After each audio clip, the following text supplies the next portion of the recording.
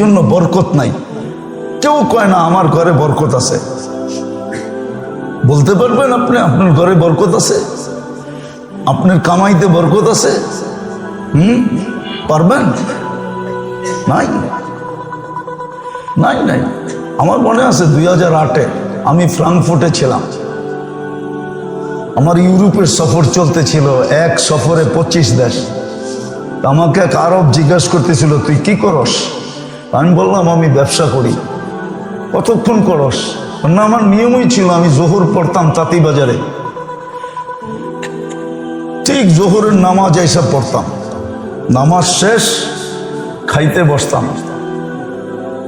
খাওয়া শেষ আসর পর্যন্ত থাকতাম, আসরের পরে দোকান বন্ধ। আমারে জিগে তুই চলস কেমনে এতটুক সময় ব্যবসা করা? আমি কই দূর বেটা, আমি একলা চলি নাকি?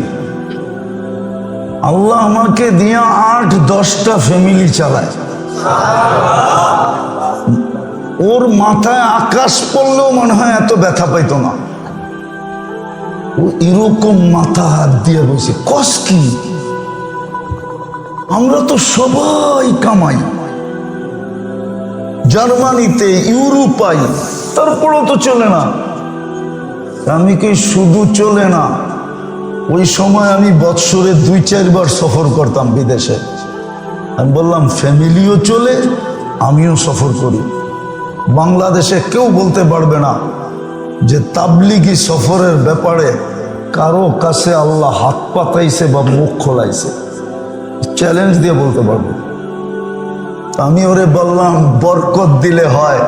আরব ছিল তো বুঝা ফেলছে অল্পতি, কয় ঠিকই বলছস, তোর ওইখানে কামাই নাই, খালি বরকতই আছে।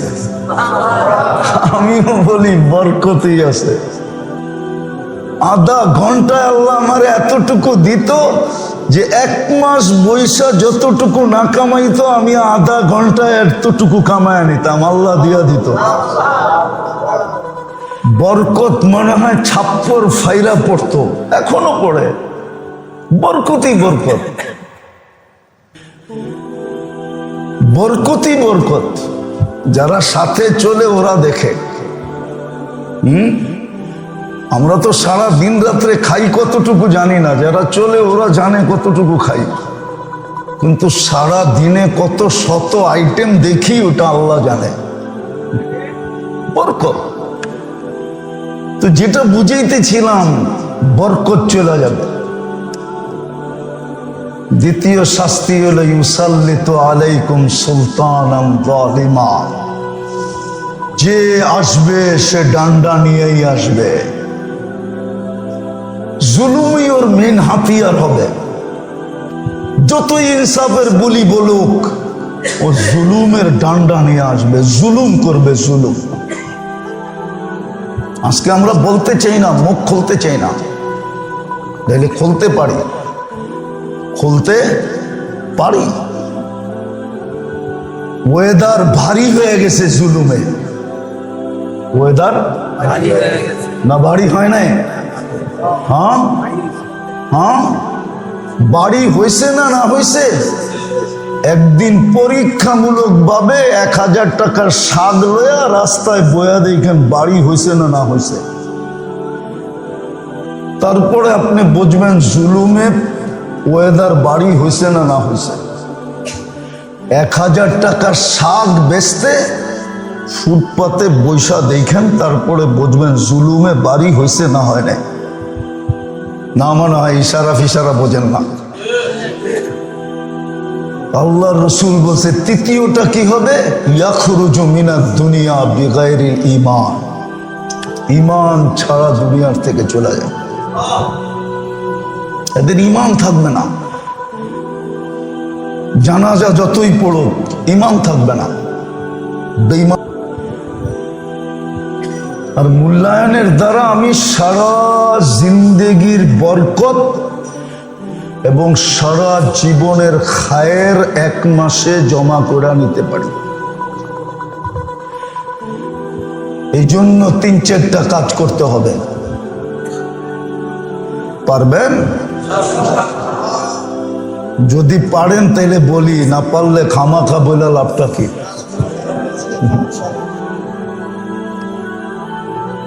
আমল খুব বাড়তে থাকবে। আল্লাহ রসুল হুকুম দিছেন রোজা রাখো। একদিনের রোজা 1 মাসের রোজার সমান, একদিনের রোজা 1 বৎসরের রোজার সমান। আর রাত্র বড় দিনও ছোট।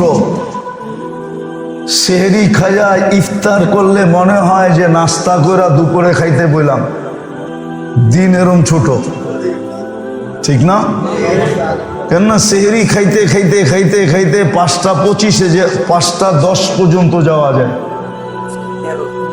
5:14, আরো 5 মিনিট যোগ করেন না, 19। 5 মিনিট বাদেই দেন, আজকে 5:14 সেহরির শেষ সময়। 5:14 খাইলে আবার 5:14 আজান, মনে হবে আপনি দুপুরের খাওয়ান খাইতেছেন। দিন এত ছোট, এই জন্য খুব রোজা রাখা চাই। কমসে কম সপ্তাহে 2টা রাখেন, সোমবার বৃহস্পতিবার, তাও তো 4 সপ্তাহে 8টা হয়ে যাবে। এই জন্য প্রথম তো দোয়া খুব বেশি করা দরকার, আর হলো ইবাদত বন্দেগীকে বাড়ায়া দেওয়া দরকার। নামাজ, তাসবিহ, তাহলিল, দুরুদ, ইস্তেগফার, এটা বাড়ায়া দেওয়া দরকার। যত বাড়ায়া দিতে পারেন, তাইলেই কিন্তু খায়েরের গোডাউন দিয়া ফেলতে পারবেন। বরকতের এত বড় গোডাউন বানাইতে পারবেন, সারা জীবনের জন্য যথেষ্ট হয়ে যাবে।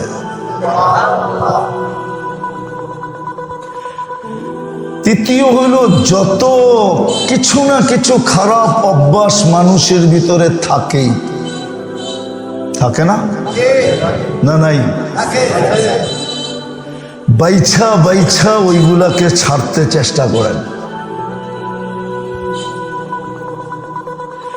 যেই ভালো অভ্যাসগুলো আনলে, যেই ভালো অভ্যাসগুলো আনা দরকার এই মাসে, ওই ভালো অভ্যাসগুলা যাই না, ওই অভ্যাসগুলা আনতে শুরু করেন।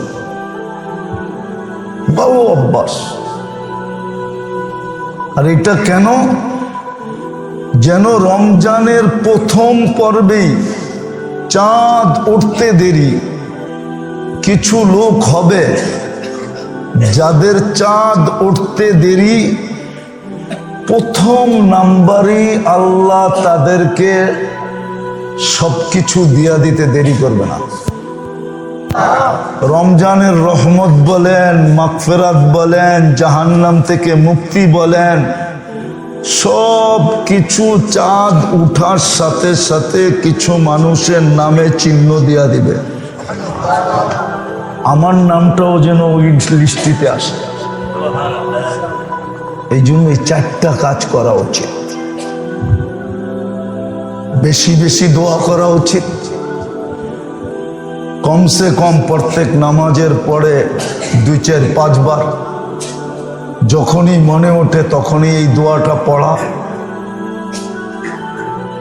ইবাদত বন্দেগী সাধ্য অনুযায়ী, জিকির, আসকার, ইবাদত বন্দেগী সাধ্য অনুযায়ী এই মাসে বাড়ায় দেওয়া। কিছু অভ্যাস আছে আমাদের, আমারও আছে। দোয়া করেন আল্লাহ যেন আমাদেরকে মুক্ত করে এটার থেকে। কমসে কমে 3 মাস মুক্ত রাখে। কি কি কন বলমু, বলে বলামু। অহেতুক মোবাইল ঘাটা, এটার অভ্যাস আমাদের সবাই আছে।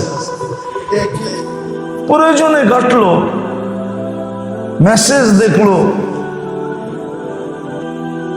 কোন প্রসিদ্ধ খবর চলে আসলো, এটা একটু দেখলো, কিন্তু অহেতুক শুধু মোবাইল কাটা, এটা স্বভাব কি? আমি বুজুর্গরও আছে। এই জন্য আমিও আপনার কাছে দোয়া চাইতেছি, আমি অস্বীকার করতেছি না, হয়ে যায় মাঝে মাঝে। আল্লাহ যেন কমসে কম এই 3 মাস এটার থেকে আমাদেরকে বাঁচায় রাখে, যে প্রয়োজন যতটুক অতটুক ব্যবহার করব, প্রয়োজনের বাহিরে যেন আল্লাহ আমাদেরকে এটার থেকে বাঁচায় রাখেন, অহেতুক কাজ থেকে বাঁচায় রাখেন, ফালতু কাজ থেকে বাঁচায় রাখেন। এরকম আরো কিছু হইতে পারে, আছে, ওইগুলার চিহ্নিত করা করা করা করা ওইগুলার থেকে বাঁচা। আর যেইগুলা করলে লাভ হবে ওইগুলা এই মাসের ভিতরে খুব মনোযোগ দিয়ে করা। যেমন দান আছে, খয়রাত আছে, সদকাত আছে, জিকির আছে, আসকার আছে, আরো প্রসিদ্ধ প্রসিদ্ধ জিনিস আছে, নির্দিষ্ট জিনিস আছে। এক বৈঠকে তো সব শোনানো সম্ভব না, এটার জন্য উচিত ছিল কয়েক বৈঠকে বসা, তাইলে সবগুলা চিহ্নিত চিহ্নিত করে খুলা খুলা আনা বলা যেত, সামনে আনা যেত। কিন্তু আমি মোটা মোটা বললাম, দোয়াটা খুব বেশি বেশি পড়া, ইবাদত বন্দেগীর মাত্রা বাহির করে দেওয়া। যদি কোনো ভুল ত্রুটি থেকে থাকে, যেটা সারা বৎসর করায় অভ্যস্ত বা করা থাকি বা মাঝে মাঝে হয়ে থাকে, এই মাসের ভিতরে এটাকে ছেড়ে দেওয়া উচিত। রজব, শাবান, রমজান ছেড়ে দেওয়া উচিত। যেই গুণগুলো আল্লাহর কাছে পছন্দনীয়, প্রশংসার যোগ্য, প্রশংসার পাত্র, পুরস্কারের পাত্র, পুরস্কারের যোগ্য, ওলামাদের থেকে শিখা ওই গুণগুলা নিজের ভিতরে এই মাসের ভিতরে বাস্তবায়ন করতে চেষ্টা করবে। তাইলে দেখবেন ইনশাআল্লাহ বরকত ফিরে আসবে, খায়ের ফিরে আসবে, এত বরকত আসবে, এত বরকত আসবে। নাইলে আল্লাহ রসুল বারাক না বলতেন না, বারিক লানা ফি রজব শাবান বলতেন না।